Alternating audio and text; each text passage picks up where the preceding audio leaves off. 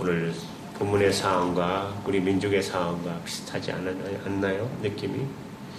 오늘 본문의 상황을 보면 당시 이스라엘 백성들, 하나님의 은혜를 입은 백성들이 끊임없이 하나님을 불순종합니다. 결국 하나님은 심판이라는 매를 들을 수밖에 없었습니다. 나라의 멸망과 포로 생활이라는 이제 국가적 위기 앞에 이스라엘 백성들은 처하게 되었습니다. 이스라엘은 아무런 이제 소망이 없었습니다. 모든 것이 이기로 보여질 뿐이었었어요. 예루살렘 성전은 물론 성벽도 파괴되고 모두가 이제 바벨론의 포로로 끌려가는 비참한 현실이 있었을 뿐이었어요. 포로로 끌려가기 때문에 거기에 있는 이스라엘의 모든 것은 황폐하게 되어 있을 밖에 없다는 거예요. 그래서 그들에게 새날에 대한 기대도 없었어요. 견딜 수 없었던 것은 하나님으로부터 버림을 받았다는 신앙적인 이기감입니다. 그리고 절망이었어요. 자기들의 하나님, 그 하나님이 자기들을 버린다는 것이죠. 이제는 자연이 아니라 포로의 신세일 뿐이었어요. 이것은 그들 자신이 하나님을 저버린 결과라고 생각하기보다는 하나님이 자신을 버렸다고 여겼어요. 그때 하나님은 이스라엘의 선지자 이사야 선지자를 그들에게 보내서 이렇게 말씀하십니다.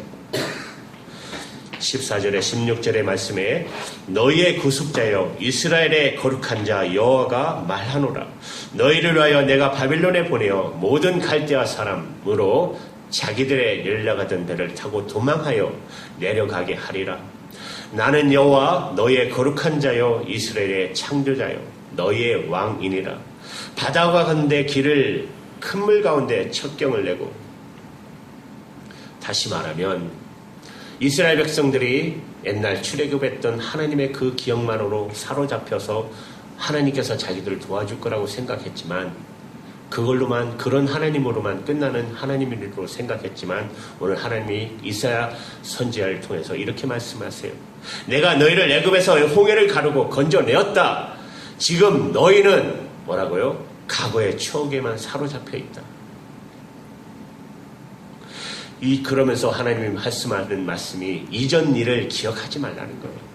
옛적에 그거만 우려먹다가 그렇게만 하나님을 생각하는, 이제 죽어있는 하나님으로만 생각하고 있는 거예요. 자기들의 상황이 너무 급하니까.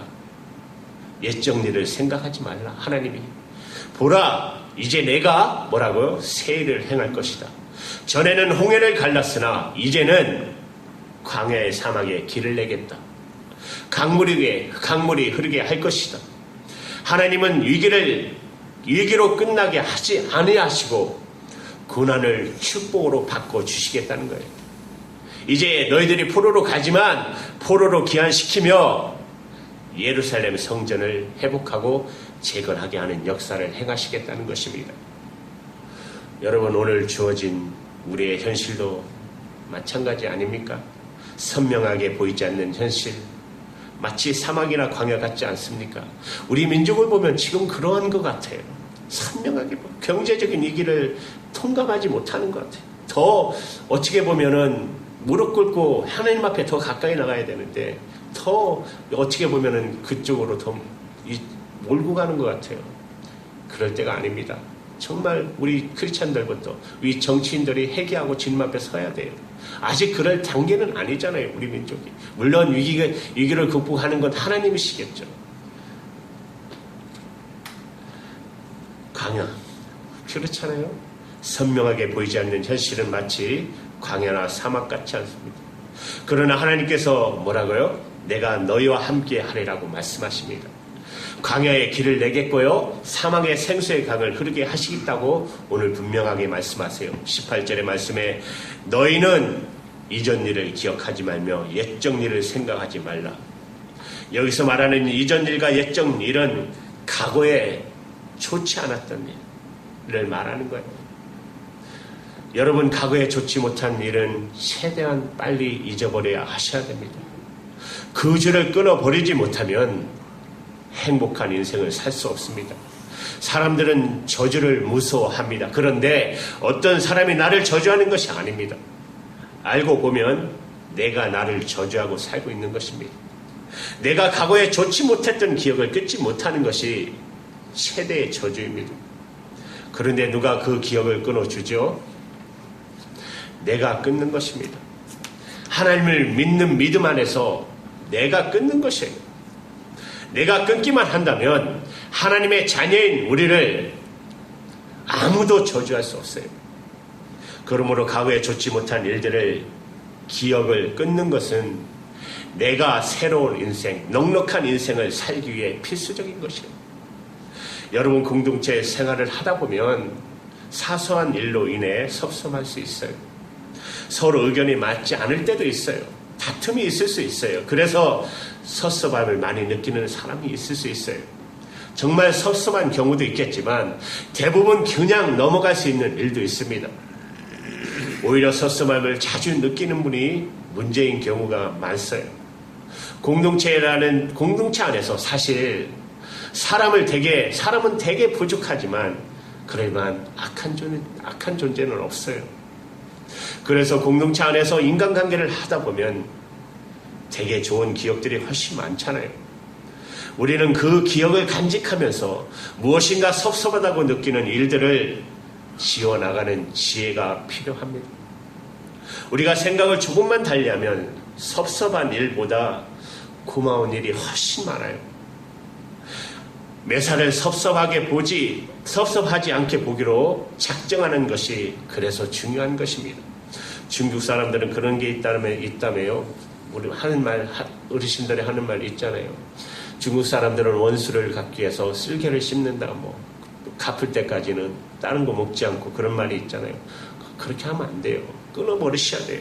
많은 사람들에게 있어서 진짜 문제는 섭섭한 일을 오래 기억하는 거, 그보다 훨씬 많은 고마웠던 일은 금방 잊어버린다는 것입니다. 그것은 나에게 섭섭한 일은 절대 해서는 안 되고 고마운 일은 당연히 해야 한다는 자기 중심적인 생각이에요. 우리가 그렇게 자기 중심적으로 살다 보면 상처투성이의 사람이 되어버립니다. 그러면 그 생각 때문에 에너지가 소모되고 우리를 통해 창조적인 일이 일어날 기회가 줄어들게 되는 것이에요. 그리고 나는 항상 피해자라는 피해의식을 버리는 것이 중요합니다. 대부분 사람들은 모두 자기가 피해자라고 생각하는 본능이 있어요. 그렇다면 피해자만 있고 가해자는 없다는 말이잖아요. 아닙니다. 이제 생각을 바꿔야 합니다. 내가 이제까지 피해자인 줄로 생각했지만 내가 가해자였을 때도 많았을 것입니다. 우리가 그렇게 시야를 넓혀서 생각하는 순간 나 자신의 존재가 회복되고 사람들을 용서할 수 있게 되는 것입니다. 그 다음에 마음속에 놀라운 평안이 임하게 되는 것입니다. 이러한 평안을 우리에게 주시기 위해서 하나님은 우리가 좋은 일은 기억하고 나쁜 일은 잊기 원하십니다. 오늘 말씀하셨잖아요. 또 옛적 일을 생각하지 말라 하셨는데 생각이라는 말이 참 중요해요. 부정적인 생각을 하는 사람에게는 부정적인 결과만이 주어질 뿐입니다. 사실이에요.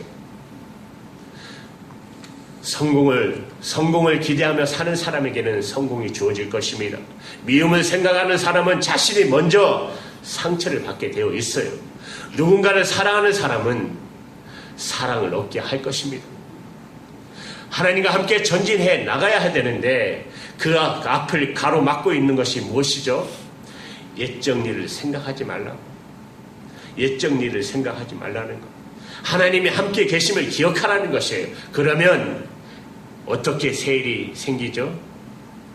하나님께서 새 일을 주신다는 것이에요. 오늘 19절 20절의 말씀이 하나님이 우리에게 약속하셨어요. 보라 내가 새 일을 행하리니 이제 나타낼 것이라 너희가 그것을 알지 못하겠느냐. 장차 들짐승 곡 시랑갓 및 타조도 나를 존경할 것은 내가 강에 물들을 사막에 강들을 내어 내 백성 나의 택한 자로 마시게 할 것입니다. 누가 새 일을 행하시죠? 하나님이 하시겠다는 거예요.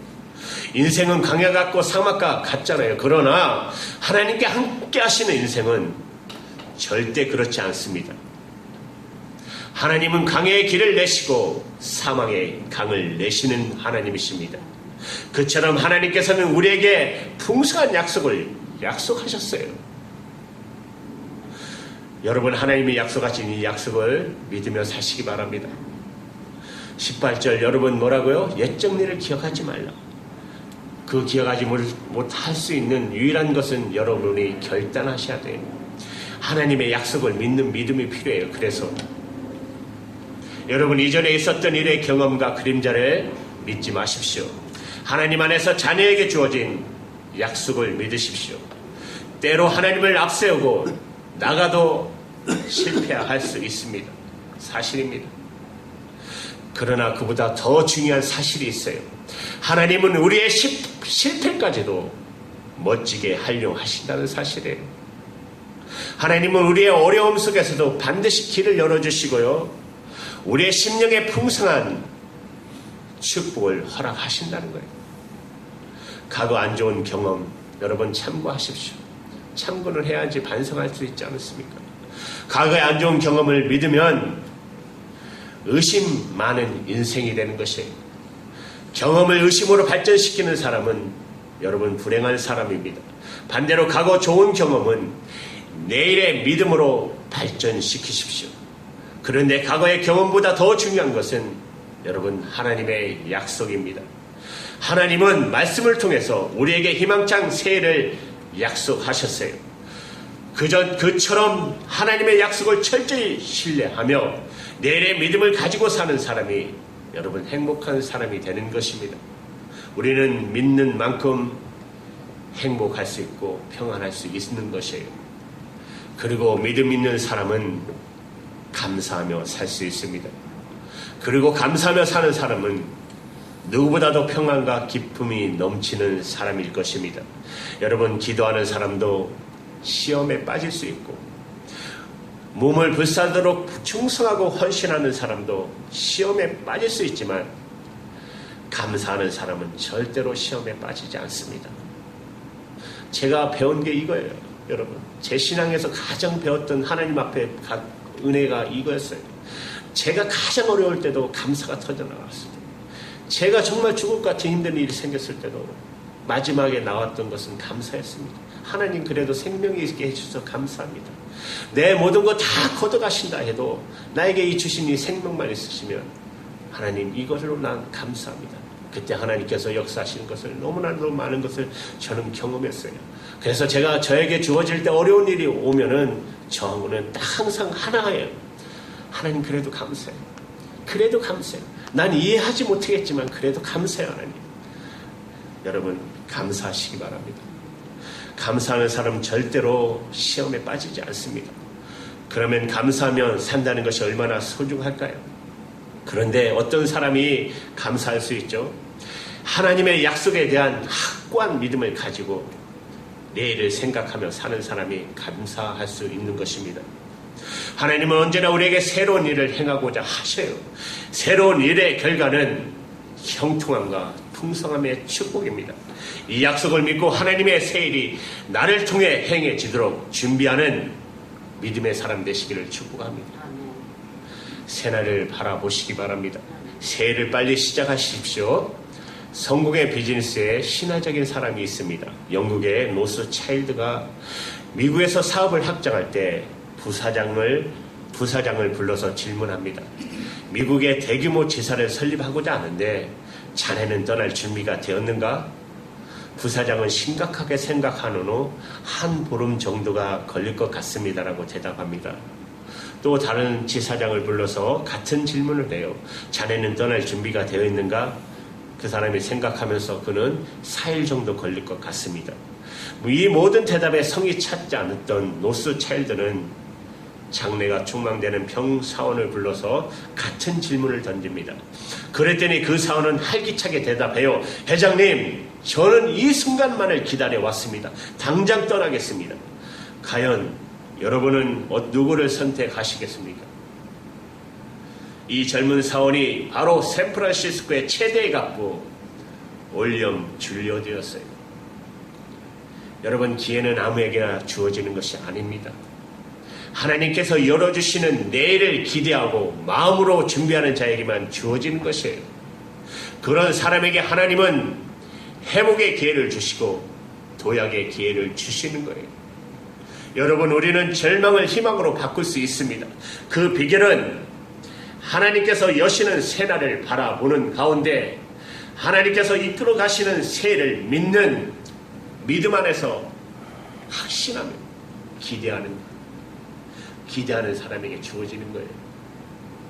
우리 함께 일어서서 새날과 새해를 하나님께 일고 나가는 저와 여러분 되기 바랍니다. 하나님이 나를 지으신 목적, 여러분 또한 저와 여러분을 하나님이 지으신 목적이 있어요. 오늘 본문 21절에 보시면 하나님께서 우리를 지으신 목적입니다. 이 백성은 내가 나를 위하여 지었나니 나의 찬송을 부르게 하려 함이니라. 하나님은 하나님을 위해 우리를 창조하셨고 우리의 입술에서 하나님을 찬송하시기를 원하십니다. 그것이 바로 우리가 이 땅에 사는 제일의 목적이에요. 우리는 그 목적을 이루어 가야 합니다. 그렇기 때문에 우리는 하나님의 일이라면 절대로 충성해야 합니다. 그리고 보답을 바라서도 안 됩니다. 절대 충성하고 난 다음에 나는 무익한 종입니다라고 고백할 수 있어야 돼요. 그리고 어떤 일을 만나도 우리는 무조건 찬송을 해야 합니다. 하나님께서 나를 사망의 음침한 골짜기로 다니게 하실지라도 여러분 찬송하셔야 됩니다. 무슨 일을 만나든지 우리는 찬송을 해야 합니다. 우리는 죽어도 하나님 앞에 보상을 바라거나 어떤 권리 주장을 해서는 안 돼요. 찬송하라고 우리를 창조하셨고 우리에게 입술을 주셨다고 하셨는데 그 입술로 원망이나 불평이라고 한다면 우리가 어떻게 되겠어요? 여러분 우리 권사님들 3분 나오셔서 4분 나오셔서 찬송할 때마다 여러분이 이거 기억하셔야 됩니다. 여러분을 통해서 하나님이 지으신 최대 목적이 뭐라고요? 찬송하기 위해서 우리를 부르셨어요. 우리를 지으셨어요. 여러분 그 자부심 가지고 하나님을 찬양하셔야 됩니다. 우리가 어떤 상황에 닥쳐도 찬송만 하면 우리가 하나님을 위해서 큰 일은 못해도 우리는 이 땅에서 우리의 삶의 목적을 100% 달성하며 사는 것이에요. 그러므로 우리가 하나님께 충성하며 봉사할 때 복을 바라거나 보상을 생각한다거나 봉사 훨씬 뒤에 숨겨진 어떤 의도와 목적이 전혀 없기를 바랍니다. 만약 그것이 있다면 그것은 충성하는 것이 아닙니다. 그것은 하나님을 위한 충성은 결코 아닙니다. 아무리 고상한 충성을 한다고 해도 그 충성의 최종의 목적이 나의 이익을 위한 거라면 바람직하지 않아요. 다만 우리의 충성의 목적과 의도가 없어야 한다는 것이 바람직하진 않지만 하나님을 위해서 흘린 땀과 피눈물은 하나님은 반드시 기억하십니다. 우리의 흘린 땀, 피눈물을 기억하시는 하나님은 하나님의 방법대로 심은 대로 거두는 법칙에 의해서 하나님은 틀림없이 큰 열매를 맺게 하실 것입니다. 여러분 묵묵히 하나님을 위해 충성하는 삶을 사십시오. 하나님의 은혜를 기억하며 최선을 다해 사시고 이웃과 관계에서도 최선을 다하시고 사시고 이웃을 나에게 무엇을 해줘야 하는 대상으로 삼지 마시기 바랍니다. 어떻게 하면 저를 이해하고 저를 섬길까? 우리의 인생에 여러분 우리의 인생의 동반자들이 아닙니까? 우리의 신앙의 동반자들이잖아요. 한번 고백해 볼까요? 자매 형제들한테 우리는 신앙의 동반자입니다. 우리는 신앙의 동반자입니다. 어떻게 보면 피를 나눈 형제보다도 우리가 더 가까울 수가 있잖아요. 그렇죠? 서로를 위해서 기도하고 물론 예수 그리스도 안에서 한 피 이룬 우리지 않습니까? 우리는 알게 모르게 서로 돕고 사는 존재들입니다. 우리들은 서로를 소중히 여기는 자세를 가져야 합니다. 그리고 하나님의 약속을 항상 믿고 새로운 일을 기대하며 사시기 바랍니다. 그리고 하나님을 찬송하고 범사에 감사함으로 사십시오. 그렇게 자신을 향한 하나님의 창조 목적을 이루어가는 저와 여러분 되기를 주님의 이름으로 축복합니다. 기도할게요.